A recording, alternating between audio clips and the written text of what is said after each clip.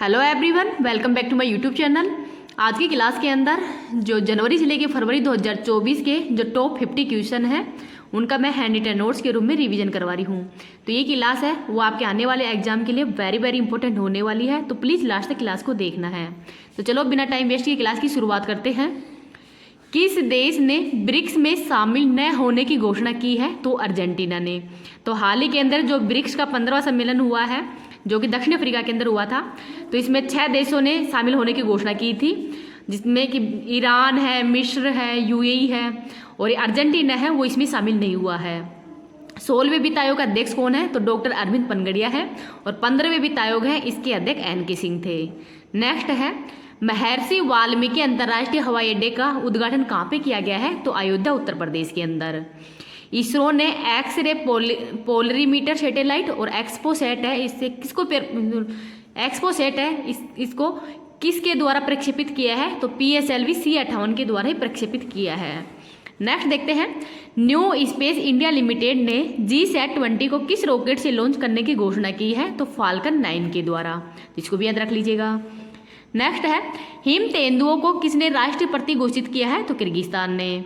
BIMSTEC महासचिव पद पर नियुक्त होने वाले पहले भारतीय अधिकारी कौन है? जिनका नाम है इंद्रमणि पांडे। वर्ष 2024 के अंदर यूनेस्को के 46वें सत्र की अध्यक्षता कौन करेगा? तो भारत। घुड़सवारी के अंदर ही अर्जुन पुरस्कार पाने वाली पहली भारतीय महिला एथलीट कौन है? तो इनका नाम है दिव्य कीर्ति सिंह, जो कि राजस्थान की रहने वाली है। नेक्स्ट है, देश के शीर्ष स्वस्थ प्रदेश का स्वच्छ सर्वेक्षण पुरस्कार 2023 किसको दिया गया है? तो राज्य के अंदर महाराष्ट्र है और शहर के अंदर इंदौर फर्स्ट स्थान पर है। नेक्स्ट है, प्रधानमंत्री मोदी ने देश के सबसे लंबे समुद्री पुल अटल सेतु का उद्घाटन वो कहाँ पे किया है? तो महाराष्ट्र के अंदर, और ये मुंबई को नई मुंबई से जोड़ेगा। पहला मल्टी स्पोर्ट्स बीच गेम्स का समग्र चैंपियन है कौन बना है? तो मध्य प्रदेश बना है। आपको कमेंट सेक्शन के अंदर बताना है कि आपके कितने क्वेश्चन वो सही हो रहे हैं। तो जनवरी और जो फरवरी महीना है 2024 का, तो उसकी मतलब जो भी इंपॉर्टेंट क्वेश्चन है उनका रिवीजन करवाया जा रहा है। तो आपको क्लास के लास्ट के अंदर कमेंट सेक्शन के अंदर बता देना कि कितने क्वेश्चन आपके सही हो रहे हैं टॉप 50 के अंदर। ग्लोबल फायर पावर रैंकिंग के 2024 में भारत का स्थान कौन सा है? तो 4th है। गुट निरपेक्ष आंदोलन का 19वां शिखर सम्मेलन कहाँ पे हुआ है? तो युगांडा कंपाला के अंदर। दुनिया की सबसे ऊंची डॉक्टर भीमराव अंबेडकर की सामाजिक न्याय की प्रतिमा का उद्घाटन कहाँ पे हुआ है? तो आंध्र प्रदेश के विजयवाड़ा के अंदर हुआ है, तो इसको भी याद रख लीजिएगा। इस क्लास की PDF है वो मैं टेलीग्राम पे डाल दूंगी। टेलीग्राम का लिंक इस वीडियो के कमेंट सेक्शन के अंदर पिन कर दूंगी। अगर आपको ये वीडियो पसंद आ रहा है तो प्लीज़ आप इसको ज़्यादा लाइक एंड शेयर कर देना। अभी तक चैनल पे नए हो, चैनल को सब्सक्राइब नहीं किया तो प्लीज़ चैनल को सब्सक्राइब भी कर लेना। संसद सदस्य स्थानीय क्षेत्र विकास योजना के प्रशासन के लिए ही कौन सा ऐप लॉन्च किया गया है? तो ई-साक्षी ऐप। अयोध्या के अंदर निर्मित राम मंदिर किस वास्तुकला के अंदर बनाया गया है? तो नागर शैली के अंदर। वर्ष 2024 के अंदर भारत रत्न पुरस्कार तो 5 व्यक्तियों को दिया गया है। कर्पूरी ठाकुर जो कि बिहार के पूर्व CM रह चुके हैं और ये जन नायक के रूप में भी जाने जाते हैं।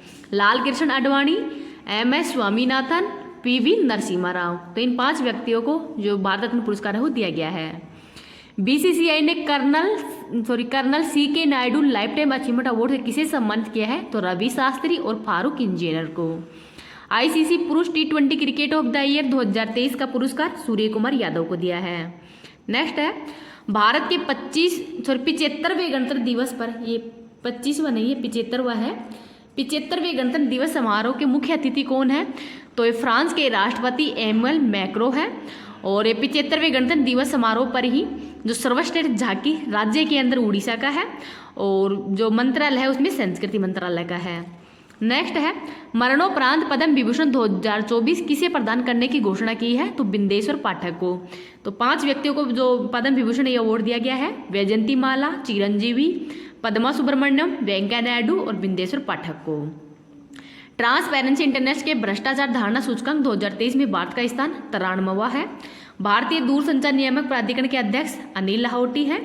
वित्तीय वर्ष 2024-25 के अनुसार ही अंतरिम बजट वर्ष 2023-24 के अंदर राजकोषीय घाटा कितने रहने की उम्मीद है?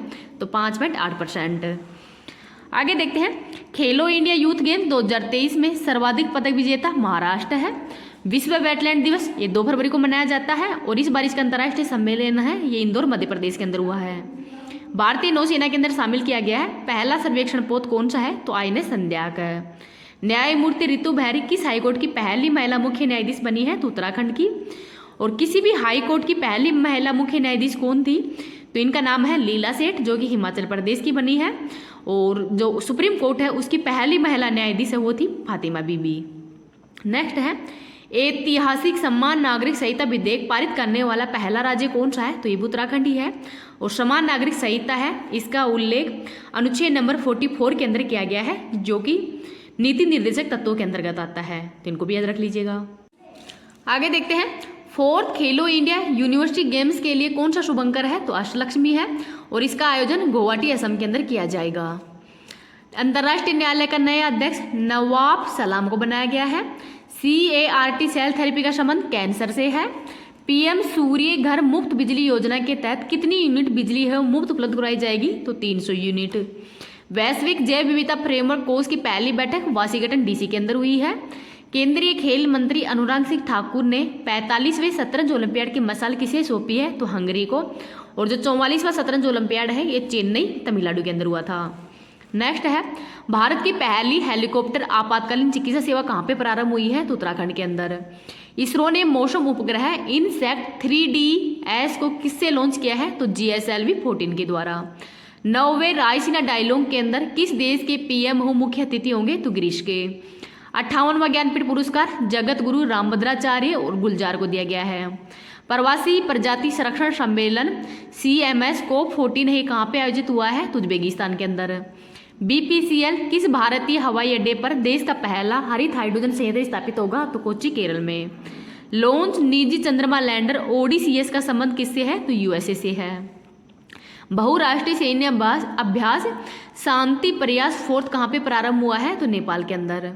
सुप्रीम कोर्ट ने ही चंडीगढ़ के मेयर पद पर किसे विजेता घोषित किया है? तो कुलदीप को। और ये आम आदमी पार्टी से संबंधित है। अंतर्राष्ट्रीय मातृभाषा दिवस 21 फरवरी को मनाया जाता है। एशिया का सबसे बड़ा जनजातीय महोत्सव शमक्का सरलंबा जतारा कहाँ पे प्रारंभ हुआ है? तो तेलंगाना में। तो इसको भी याद रख लीजिएगा। अब आज की क्लास है ये यहीं समाप्त होती है। आपको ये क्लास कैसी लगी है प्लीज़ कमेंट सेक्शन के अंदर बताना है। तो आपके जो 2024 के अंदर एग्जाम देने वाले हो चाहे किसी भी स्टेट का हो उसके लिए ये क्लास वेरी इंपॉर्टेंट होने वाली है। तो प्लीज़ इस क्लास को देखना है। Thank you.